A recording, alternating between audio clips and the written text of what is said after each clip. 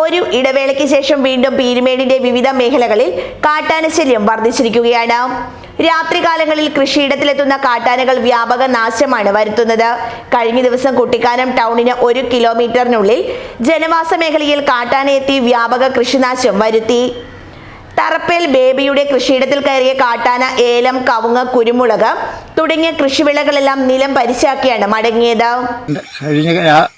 രാത്രി എൻ്റെ പറമ്പിൽ കയറി 4 മണിയോടുകൂടി ആന കയറി എല്ലാം നശിപ്പിച്ചു. തെങ്ങ്, വാഴ, കമുക്, 10 എന്ന് വേണ്ട എൻ്റെ പറമ്പ് മുഴുവൻ നശിപ്പിച്ചു. വീടിൻ്റെ ഒരു വശം അതും തള്ളി. അതിപ്പോൾ കട്ടയോടുകൂടി അത് അങ്ങനെ കിടക്കുക.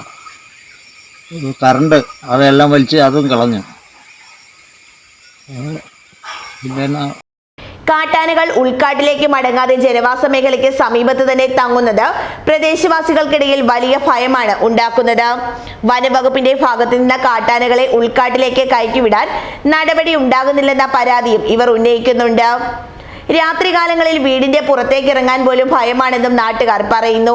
അധ്വാനിച്ചുണ്ടാക്കിയ കൃഷിദേഹണ്ഡങ്ങളെല്ലാം ഒറ്റ രാത്രി കൊണ്ട് കാട്ടാന എത്തി നശിപ്പിക്കുമ്പോൾ കൃഷി മാത്രം ഉപജീവന മാർഗമാക്കി മുന്നോട്ടു പോകുന്ന കർഷകരുടെ പ്രതീക്ഷകളാണ് നശിക്കുന്നത്.